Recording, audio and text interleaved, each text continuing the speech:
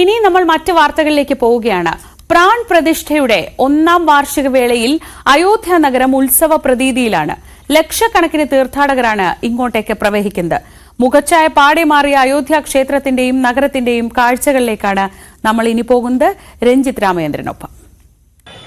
2024 ജനുവരി 23 ഇവിടെ അയോധ്യ നിവാസികൾക്കെന്നല്ല ഭാരതത്തിലെ മുഴുവൻ ഹിന്ദു വിശ്വാസികൾക്കും വളരെ പ്രധാനപ്പെട്ട ഒരു ദിവസമായിരുന്നു. കാരണം രാമക്ഷേത്രത്തിന്റെ പ്രാൺ പ്രതിഷ്ഠാ ചടങ്ങ് വർഷങ്ങളായുള്ള കാത്തിരിപ്പിന് സമാപനമായ ദിവസം.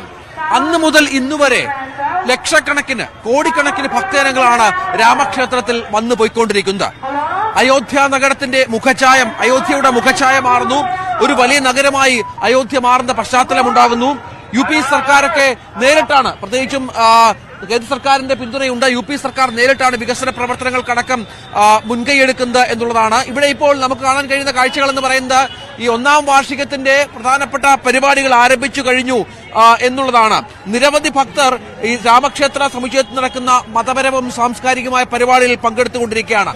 യജുർവേദ പാരായണത്തോടെയാണ് വാർഷികാഘോഷങ്ങൾ ആരംഭിച്ചത്. ഇവിടെ നമുക്കറിയാം മുഖ്യമന്ത്രി യോഗി ആദിത്യനാഥാണ് ഈ കാര്യങ്ങൾക്കൊക്കെ കൃത്യമായി നേതൃത്വം നൽകുന്ന പശ്ചാത്തലം കൂടി ഒരുങ്ങുന്നത്. നമുക്ക് ദൃശ്യങ്ങളിൽ കാണാം.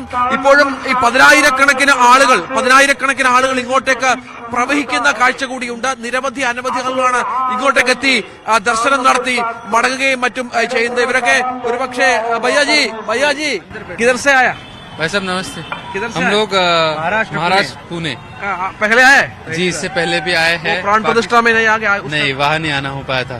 कैसा लग रहा है? बस सब बढ़िया। हम सभी लोग डॉक्टर्स हैं। अभी हम लोग प्रयागराज से यहाँ आए हैं। प्रयागराज में कुंभ मेला पर गया जी। कुंभ मेला में डॉक्टर की तरफ से एक नेत्र कुंभ नाम से इस साल सभी जो भी यहाँ पर यात्रीगण साधु संत आ रहे हैं उनकी निःशुल्क आंखों की जाँच और अगर जरूरत पड़ती है तो चश्मा, दवाइयाँ सब वहाँ दी गई थी। तो देश भर से उन लोगों ने आह्वान किया था, जो भी डॉक्टर्स आना चाहते हैं वॉलंटरीली, तो उसमें हम लोग आए थे। अच्छा, कैसे लगा?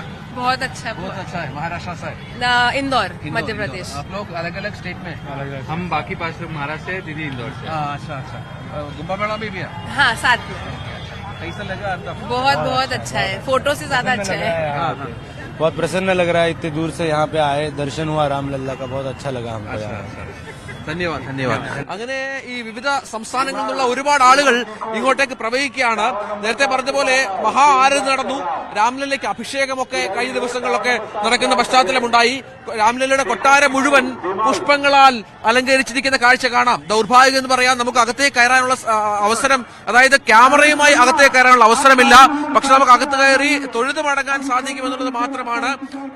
ഒരുപാട് ആളുകൾ, സാധാരണക്കാരായ നിരവധി ആളുകൾക്ക് കുറച്ചുകൂടി രാംലല്ല അർപ്പണം നടത്താനും മറ്റുമായുള്ള സംവിധാനങ്ങൾ ഇവിടെ ഒരുക്കിയിട്ടുണ്ട് എന്നുള്ളതാണ് ഏറ്റവും പ്രധാനപ്പെട്ട കാര്യമായി പറയാനുള്ളത്. 2024 ജനുവരി നമുക്കറിയാം ക്ഷേത്രത്തിൽ 22-നാണ് പ്രതിഷ്ഠിച്ചത്. ഒരു പറഞ്ഞതുപോലെ പുതിയ യുഗം ആരംഭിച്ചു ഈ പ്രതിഷ്ഠയോടെ എന്നുള്ളതാണ് ഏറ്റവും പ്രധാനമായും പറഞ്ഞു വെക്കുന്നത്. പ്രധാനമന്ത്രി അടക്കമുള്ള ആളുകൾ വളരെ പ്രധാനപ്പെട്ട കാര്യങ്ങൾ തന്നെയാണ്. बहुत आदमी आता है? बहुत धन्यवाद सर। बहुत आदमी आता है? कितना कैसा है इधर का आदमी का आना? कैसा? बहुत अभी तो कुंभ मेला की वजह से बहुत लोग आ रहे हैं, बहुत ब्राह्मण भक्तजन आ रहे हैं सर। एक दिन में कितना लोग आके जाएगा? एक दिन में 2-2.5 लाख लोग आते हैं। अभी तो 10-1 लाख की टीम आती है रोज, तो 10-1 लाख तो संख्या आ रही है रोज की। तो आज जब कुंभ मेला चालू है तो उसके लिए तो आज इधर अयोध्या के अंदर 10-1 लाख की संख्या चल रही है। हम राम नाम का सनातन धर्म ही चला रहे हैं। राम नाम लोग भाग्य जगा लिए, राम नाम से पाप कर्म मिटते हैं। हम जलगांव जिले से आए हैं।